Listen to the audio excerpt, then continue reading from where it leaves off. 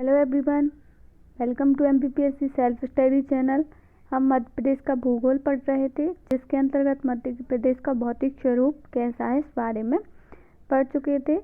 साथ ही भौतिक स्वरूप के अंतर्गत मालवा का पठार, मध्य भारत का पठार एवं बुंदेलखंड के पठार के बारे में विस्तृत रूप से चर्चा कर चुके थे।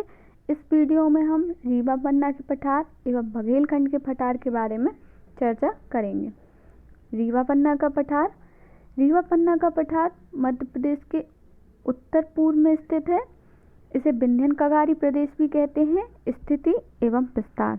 रीवा पन्ना के पठार की स्थिति 23 डिग्री 10 मिनट से 25 डिग्री 12 मिनट उत्तरी अक्षांश एवं 78 डिग्री 4 मिनट से 81 डिग्री 5 मिनट पूर्वी देशांतर के मध्य स्थित है।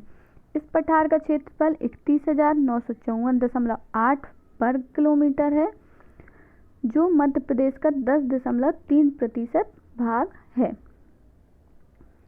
रीवा पन्ना के पठार का निर्माण आर्यन युग के कुड़प्पा शैल समूह, विंध्यन शैल समूह के अपर्दन से निर्मित हुआ है। साथ ही रीवा पन्ना के पठार में सम्मिलित जिले कौन कौन से हैं, तो रीवा, पन्ना, सतना, दमोह पूर्णतः एवं आंशिक रूप से रीवा पन्ना के पठार के अंतर्गत आते हैं। यहाँ की जलवायु समशीतोष्ण है, अर्थात यहाँ पर 100 से 150 सेंटीमीटर तक की वर्षा होती है। साथ ही वर्षा रेखा 127.5 सेंटीमीटर जो रीवा से होते हुए कटनी और कटनी से सिवनी तक जाती है, यहाँ से निकलती है। यह वर्षा के आधार पर मध्य प्रदेश को 2 भागों में बांटती है। कई एग्जाम्स में क्वेश्चन आता है कि वर्षा के आधार पर कौन सी वर्षा रेखा मध्य प्रदेश को 2 भागों में बांटती है, तो 127.5 सेंटीमीटर की वर्षा रेखा जो रीवा से होते हुए कटनी और कटनी से सिवनी तक जाती है, यह मध्य प्रदेश को 2 भागों में बांटती है। यहाँ की मिट्टी मिश्रित मिट्टी है। प्रमुख फसलें मक्का, ज्वार, गेहूं, बाजरा, तिल एवं अलसी यहाँ की प्रमुख फसलें हैं। प्रवाहित नदियाँ टोंस, कैन, बीहड़, बिछिया आदि प्रमुख नदियाँ हैं। वन संपदा के रूप में सर्वाधिक आंवला उत्पादन होने के कारण पन्ना जिले को आंवला जिला कहा जाता है। इस क्षेत्र में बांस, तेंदूपत्ता, शीशम, खैर, महुआ आदि वृक्ष पाए जाते हैं। साथ ही हाथी घास, सवाई घास तथा प्रमुख घासें भी रीवा पन्ना के पठार पर पाई जाती हैं। खनिज संपदा। इस पठारी प्रदेश में पन्ना जिला हीरा भंडारण एवं उत्पादन के लिए प्रदेश भर में ही नहीं, देश भर में भी विख्यात है। पन्ना जिले में हनौता के हरिया, झंडा, मझगवा, रामखेरिया आदि हीरा भंडारण क्षेत्र है। वहीं रीवा और सतना में चूना पत्थर एवं जिप्सम के भंडार पाए जाते हैं। इसलिए विंध्य क्षेत्र सीमेंट उद्योग के लिए प्रसिद्ध है। पर्यटक स्थल। रीवा पन्ना का पठार प्राकृतिक, धार्मिक एवं ऐतिहासिक पर्यटक स्थलों के रूप में काफी समृद्ध है। ऐतिहासिकता की दृष्टि से इस क्षेत्र में गुप्तकालीन नागौर का शिव पार्वती मंदिर जो सतना में स्थित है। साथ ही नचना कुठार का पार्वती मंदिर, यह पवई में स्थित है, पन्ना के पवई में स्थित है। सतना जिले में भरूच का स्तूप प्रमुख दर्शनीय स्थल है। साथ ही अजयगढ़, गोविंदगढ़ का किला पन्ना में स्थित है। धार्मिक स्थल के रूप में चित्रकूट, मैहर जो मां शारदा का प्रसिद्ध तीर्थस्थल है, सतना जिले के अंतर्गत आता है। साथ ही पन्ना में जुगल किशोर मंदिर भी स्थित है। प्राकृतिक स्थल। रीवा के जिले के जलप्रपात, जैसे रीवा जिले का चचाई जलप्रपात, यह बीहड़ नदी पर स्थित है और इसकी ऊंचाई है 130 मीटर। यह मध्य प्रदेश का सबसे ऊंचा जलप्रपात है।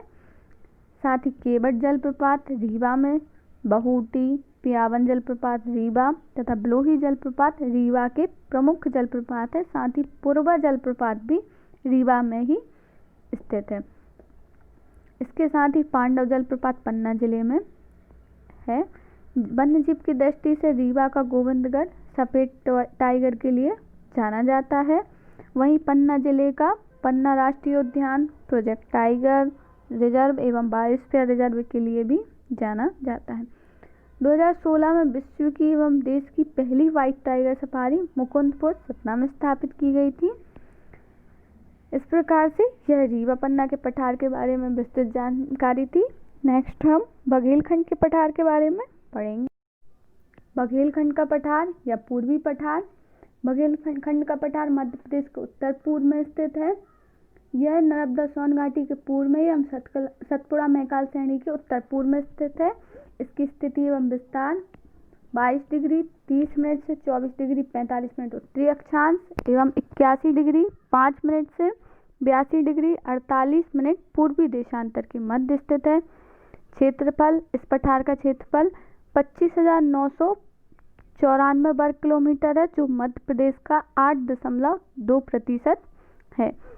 निर्माण, इस पठार का निर्माण गोंडवाना शैल समूह, विंध्याचल शैल समूह एवं धारवाड़ शैल समूह के वर्धन से हुआ है।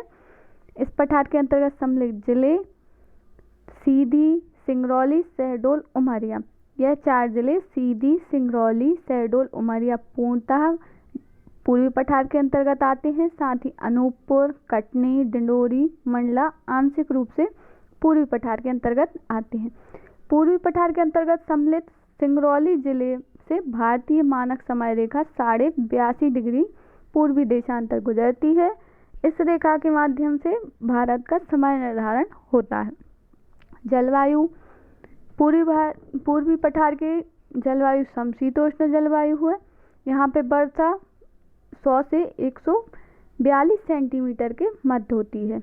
वर्षा का कारण, यहाँ पे वर्षा अधिकांशतः दक्षिण पश्चिम अरब सागरीय मानसून से तथा कुछ मात्रा में बंगाल की खाड़ी के मानसून से बघेलखंड के पठार पर वर्षा होती है। प्रवाहित नदियाँ सोन, जोहिला, गोपद, रिहंद, बनास आदि प्रमुख यहाँ की नदियाँ हैं। मिट्टी अधिकांशतः लाल पीली मिट्टी पाई जाती है। लाल पीली मिट्टी पाए जाने के कारण पूर्वी पठार में मुख्यतः धान की खेती होती है। इसके साथ ही अरहर, तिल, मोटे अनाज खरीफ की फसल के रूप में तथा गेहूं, चना, मसूर रबी की फसल के रूप में उगाए जाते हैं। खनिज संपदा की दृष्टि से यह समृद्ध है। यह पठार अर्धवृत्ताकार कोयला पेटी के रूप में जाना जाता है। सुहागपुर जो शहडोल में स्थित है, सबसे बड़ी कोयले की खदान है। साथ ही जोहिला, कोरा, सिंगरौली, सीधी एवं अनूपपुर जिलों में कोयले के भंडार पाए जाते हैं। अनूपपुर जिले के अमरकंटक एवं खपरी पानी में बॉक्साइट के भंडार एवं उत्खनन के लिए यह प्रसिद्ध है। शहडोल में यूरेनियम तथा कोल बैंक मीथेन के भंडार पाए जाते हैं। सीधी जिले में पिपरा गांव कोरंडम के लिए प्रसिद्ध है। कोल बैंक मीथेन के भंडार क्वेश्चन पूछा जाता है तो यह शहडोल जिले में पाए जाते हैं। वन संपदा के रूप में साल, सागौन, शीशम, महुआ, तेंदू एवं बांस के वृक्ष मिलते हैं। पर्यटक स्थल अमरकंटक, बांधवगढ़ का किला, बांधव राष्ट्रीय उद्यान, संजय डुगरी राष्ट्रीय उद्यान, पनपटा एवं बगतरा अभ्यारण्य पूर्वी पठार के प्रमुख पर्यटक स्थल हैं। औद्योगिक विकास, औद्योगिक दृष्टि से यह पठार पिछड़ा हुआ है, फिर भी यहाँ पर कुछ औद्योगिक विकास केंद्र हैं। जैसे सिंगरौली जिले के बेड़न में एनटीपीसी द्वारा संचालित विंध्याचल ताप विद्युत केंद्र स्थित है, इसलिए सिंगरौली को मध्य प्रदेश की ऊर्जा राजधानी भी कहा जाता है। उमरिया जिले में शासकीय लाख कारखाना है। ओरिएंटल पेपर मिल अमलाई में स्थित है। अनूपपुर जिले के अमरकंटक में बॉक्साइट खनन संयंत्र भी स्थापित किया गया है। अगर आपको यह वीडियो पसंद आया हो प्लीज़ शेयर एंड सब्सक्राइब जरूर कीजिएगा। नेक्स्ट वीडियो में हम नर्मदा सोन घाटी एवं सतपुड़ा मैकाल श्रेणी के बारे में पढ़ेंगे। धन्यवाद।